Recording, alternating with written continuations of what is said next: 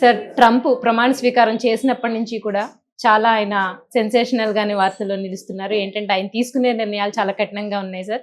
ప్రపంచ దేశాలన్నీ కూడా అంటే భారతదేశాన్ని కూడా చాలా ఆయన పంపించేస్తాను ఉద్యోగుల్ని అని చాలా రకరకాలుగా చెప్తున్నారు.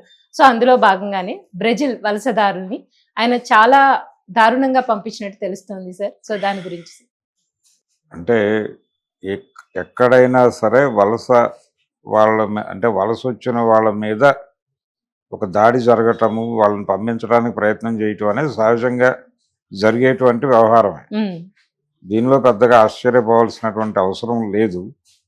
ఎందుకంటే చాలా సందర్భాల్లో ఇప్పుడు ఈ వలసవాదులందరికీ గురించి బాధపడుతున్నటువంటి వాళ్ళు ఏ ఆర్గ్యుమెంట్ ముందుకు తీసుకొస్తారంటే, ప్రపంచం అంతా ఒక ఇల్లు, అక్కడ ఉపాధి వెతుక్కుంటూ వెళ్ళారు వాళ్ళు, వాళ్ళని ఎందుకు ఇబ్బంది పెడతారు అని మాట్లాడుతున్నారు. కానీ అక్కడ ఉన్నటువంటి లోకల్స్ అంటే అమెరికాలో లోకల్స్ ఏమిటి అనే ప్రశ్న మళ్ళీ అదొక గొడవ. అంటే అమెరికాయే అసలు ఒక సెటిలర్స్ క్యాంప్.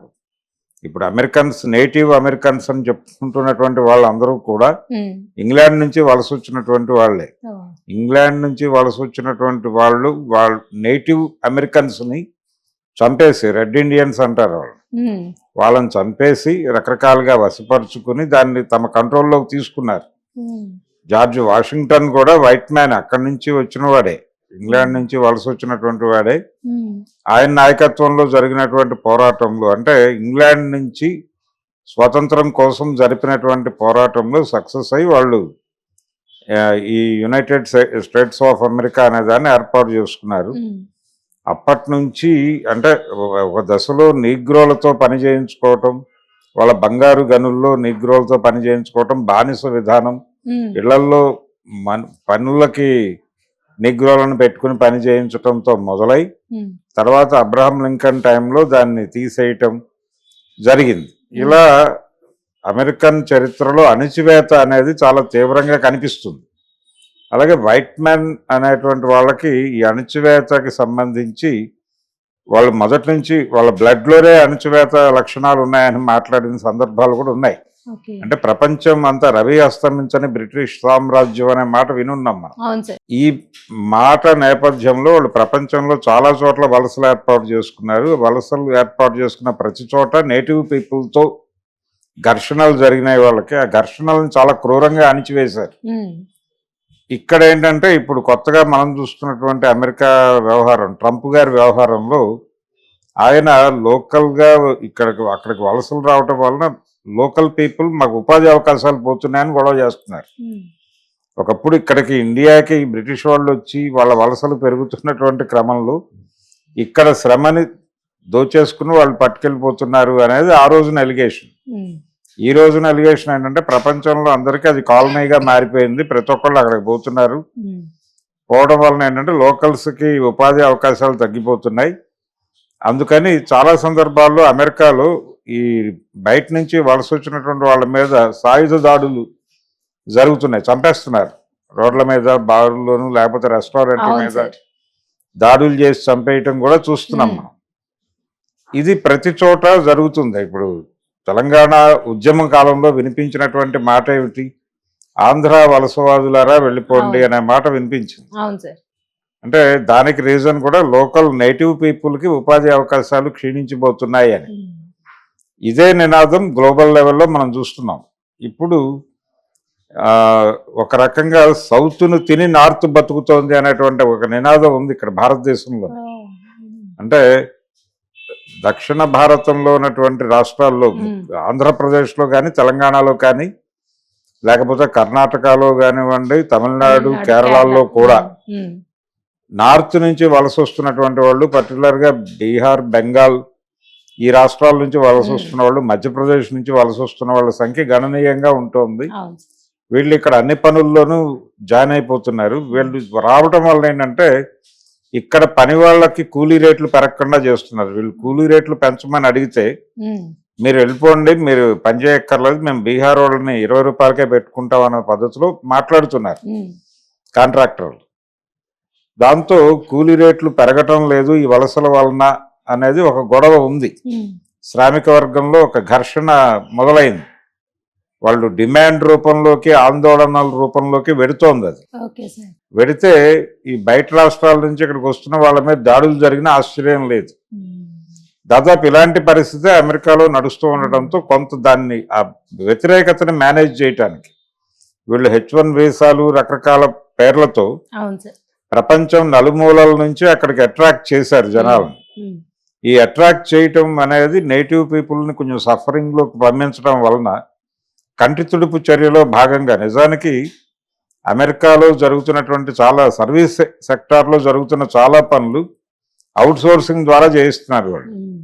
ఈ అవుట్ సోర్సింగ్ ఏజెన్సీలు అన్నీ కూడా అమెరికా బయట ఉంటాయి, ఇండియా లాంటి చోట్ల ఉంటాయి. ఈ ఇండియా లాంటి చోట్ల తక్కువ ఖర్చుతో లేబర్ దొరుకుతుంది. ఆ లేబర్తో అవుట్ సోర్సింగ్ అనే పేరుతో ఇక్కడ పనులు జరుగుతున్నాయి, అక్కడ వాళ్ళకేమో ఉద్యోగాలు దొరకటం. ఈ అవుట్ సోర్సింగ్ మీద కూడా గొడవ ఉంది. ఇవి కూడా ఆపేయాలని, ఇవి ఆపేస్తే ఇండియాలో దాన్ని బేస్ చేసుకుని ఏర్పాటు చేసుకున్న ఐటీ కంపెనీలన్నీ ఏమైపోతాయనేటువంటి ఆందోళన ఇక్కడ ఉంది. ఉద్యోగులు వీధిని పడతామని భయపడుతున్నారు. ఇప్పుడు హైటెక్ సిటీలోనూ అక్కడ పనిచేస్తున్న ఎంప్లాయీస్ అందరూ కూడా ఇది ఒక గొడవ ఉంది. దీంతో పాటు ఇప్పుడు ఇండియన్స్ కూడా పంపించేస్తారు అక్కడి నుంచి అనే మాట వినిపిస్తోంది. అయితే ఒక పద్ధతి తీసుకున్నాడు ఆయన, ఇది కంటి తుడుపు చర్య మాత్రమే. అక్కడ ఎటువంటి ఆధారము లేకుండా ఉంటున్న వాళ్ళని మాత్రమే పంపిస్తాము. ఏదో ఒక వర్క్ వీసాలోనో లేకపోతే మరొక పద్ధతిలోనో అక్కడ ఒక అఫీషియల్ డాక్యుమెంట్స్తో ఉన్న వాళ్ళ పట్ల మేమేమి వ్యతిరేకత, వాళ్ళని పంపించేయటం ఇలాంటి పనులు పెట్టుకోము అని చాలామంది అక్రమ చొరబాటుదారులు ఉన్నారు. ఈ అక్రమ చొరబాటుదారులు ఇండియా నుంచి కూడా దాదాపు 18,000 మంది ఉన్నారు అనేది ఒక లెక్క ఒకటి బయటకు వచ్చింది ఈ మధ్య. అక్కడ వరకు పంపించేసి మిగిలిన వాళ్ళని వాళ్ళు అకామిడేట్ చేసే మూడ్లో ఉన్నారు. అంటే అనుమతి పొంది ప్రవేశించిన వాళ్ళని మేము ఎలాగో డీల్ చేస్తాం, అనుమతి లేకుండా ప్రవేశించిన వాళ్ళని అక్రమ చొరబాటుదారుల వరకు వ్యవహరిస్తామని.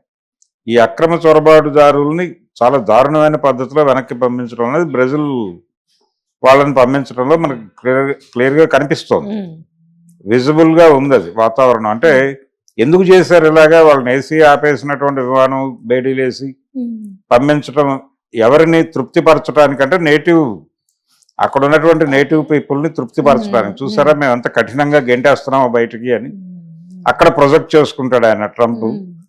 కానీ ఇక్కడ వాళ్ళకి జరిగేది ఏమి ఉండదు పెద్దగా. ఈ అవుట్ సోర్సింగ్ జరుగుతూనే ఉంటుంది. అక్కడ ఆల్రెడీ ఉన్నవాళ్ళు ఉన్నారు, బయట నుంచి అఫీషియల్గా వచ్చే వాళ్ళకి ఎప్పుడూ ప్రవేశం ఉంటుందని చెప్తున్నాడు ఆయన.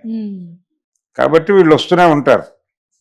అమెరికాకి మేజర్గా కింది స్థాయి పనులు చేస్తున్న వాళ్ళు హోటల్స్లోను, అలాగే చాలా చిన్న పారిశుధ్య రంగంలో కూడా, పారిశుధ్య రంగంలో పనులు చేస్తున్న వాళ్ళు అక్రమ చొరబాటుదారులే.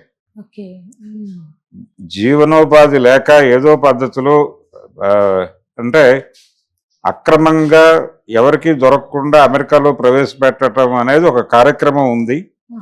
దాని మీద చాలా సినిమాలు కూడా వచ్చినాయి. చాలా అంటే ఆ టాపిక్ తీసుకుని ఇక్కడ కొన్ని ఏజెన్సీల వాళ్ళు డబ్బులు తీసుకుని అక్కడికి పంపిస్తారు, ఏదో పద్ధతిలో స్మగుల్ చేస్తారు ఒక రకంగా మనుషుల్ని.